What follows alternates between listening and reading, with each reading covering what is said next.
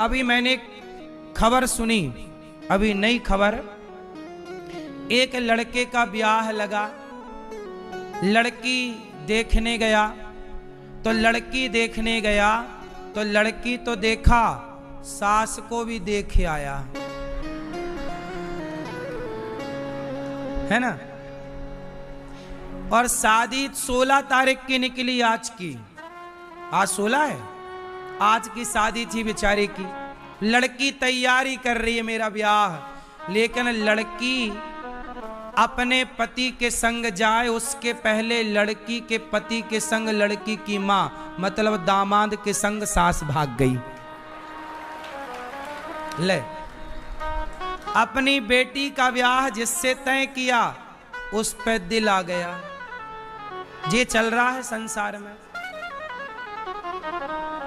बोलो हाँ। अब वो लड़की रो रही है, अब वो रोए किस बात के लिए? मां भाग गई इस बात के लिए रोए कि मेरे पति पर मेरी मां ने कब्जा कर लिया, इस बात के लिए रोए कि मेरा ब्याह नहीं होने दिया, इसके लिए रोए। वो लड़की बेचारी परेशान है, वो रोए किसके लिए? बोलो किसके लिए रोए? वो उसका क्या कसूर था? और सुनो, लड़की के लिए जो जेवर बनवाए वो लेके भाग गई। देखो सासों को क्या सूझ रहा है। सोचो, बेटी का ब्याह जिससे होना था उस लड़के के संग भाग गई, हद कर दी।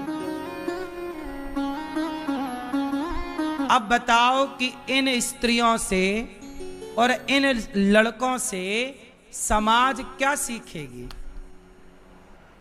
क्या सीखेगा उनका परिवार? क्या सीखेगा उनका गांव?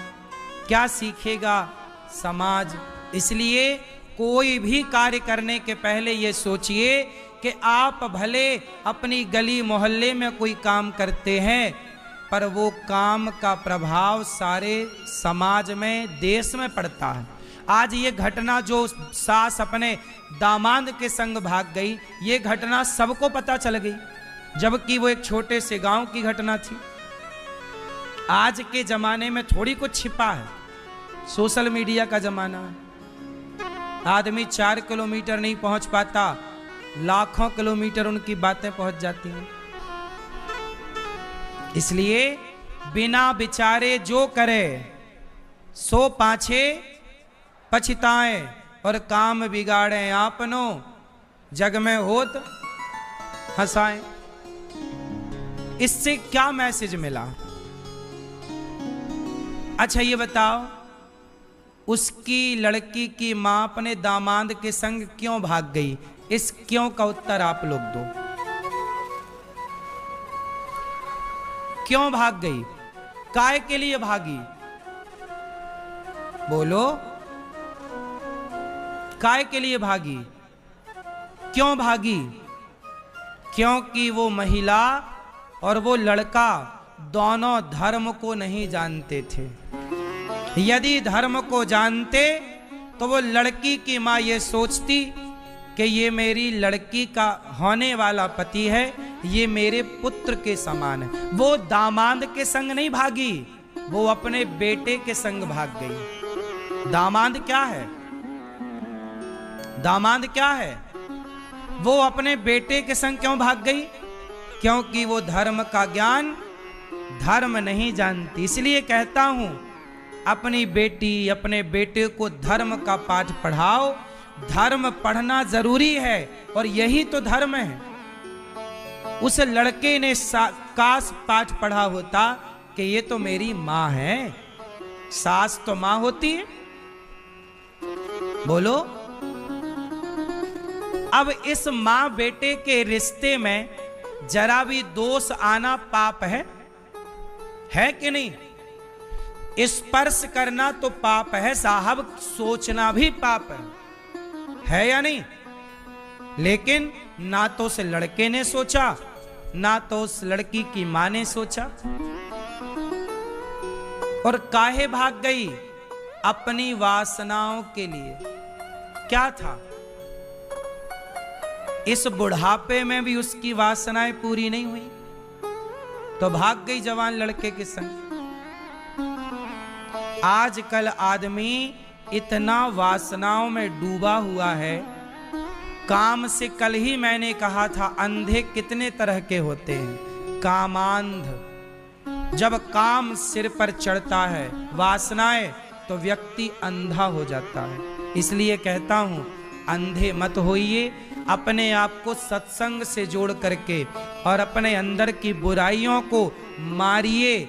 मारना है, आपका कोई दुश्मन है। अब बताओ, अपने भीतर की वासनाओं के लिए अपनी बेटी के पति के संग भाग गई, तो वासनाओं को कंट्रोल किया होता, मार दिया होता अपनी इच्छाओं को, तो इसे कलंक से बच जाती कि नहीं।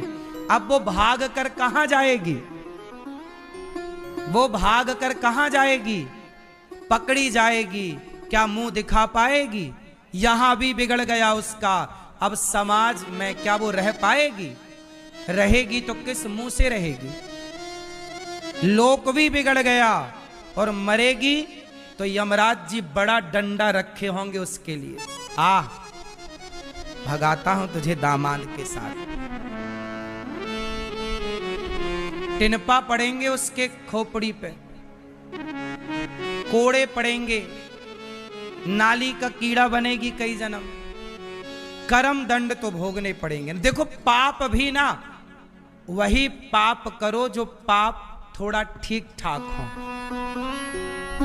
पाप भी करो चलो, पर वो पाप करो यार जो माफ हो, जिनमें माफ की संभावना हो। वो पाप मत कर लेना जिन पाप में माफी की संभावना। पाप भी कई तरह के होते हैं, सामान्य पाप, महापाप, ये पाप अलग अलग तरह के होते। चींटी मारना, हम रास्ते से जा रहे हैं, चींटी पांव के नीचे मर गई, गाड़ी के नीचे मेंढक मर गया, सांप मर गया, ये पाप है। पर ये पाप भी चलो, ये पाप हमने मारना नहीं चाहा, चींटी मर गई, ये पाप माफ हो जाएंगे कि चलो तुम्हारी इच्छा नहीं थी पर पाप हो गया। हमने जानकर झूठ नहीं बोला पर झूठ भूल गया, चलो ये सब सामान्य पाप हैं, ठीक है। लेकिन ये पाप क्षमा ना होगा कि तुम अपनी जवान बेटी को छोड़कर, बच्चों को छोड़कर इस बुढ़ापे में तुम किसी के संग भाग जाओ। तुमने धोखा अपने बच्चों को दिया, तुमने धोखा अपने पति को दिया, वो पति को भी तो तुमने धोखा दे दिया, तुमने अपने बच्चों को धोखा दे दिया। अब तुम्हें कौन कौन माफ करेगा? इसलिए ये बड़ा पाप है, इसकी कोई माफी भी नहीं है, भोगना ही पड़ेगा। फिर यही लोग संसार में तरह तरह का कष्ट पाते हैं, तो लोग कहते हैं कि देखो कितना कष्ट पा रहा, जरूर ये किसी जन्म का पाप था, जो अक्षम्य पाप था, जैसे क्षमा नहीं किया जा सकता था, उसे भोगना पड़ रहा है। कोई अंधा है, कोई लंगड़ा है, कोई बहरा है। आप लोग चप्पल पांव में पहनकर चलते हो, कुछ लोग चप्पल हाथ में पहन के घिसटते हैं। क्या है ये? क्या लगता है तुम्हें? ये सब पाप का परिणाम है, भोगना सबको पड़ता है, बचे कौन हैं? इसलिए ये सब गलतियां इसलिए होती हैं, लोग धर्म को नहीं जानते, पर राम धर्म को जानते हैं।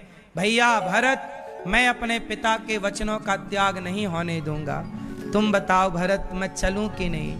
भरत बोले, तो क्या मुझे खाली हाथ भेजोगे? राम जी ने कहा, क्या चाहते हो प्रभु? अपनी पादुका ही दे दो, कुछ तो निशानी दे दो। तब भरत जी ने, राम जी ने प्रहलाद के लिए नरसिंह का अवतार लिया। भगवान ने गोपियों के लिए वस्त्र का अवतार धारण किया, चीर बनकर खिंचे। आज भैया भरत के लिए भगवान राम खड़ाऊ बन जाते हैं, चरण पादुका।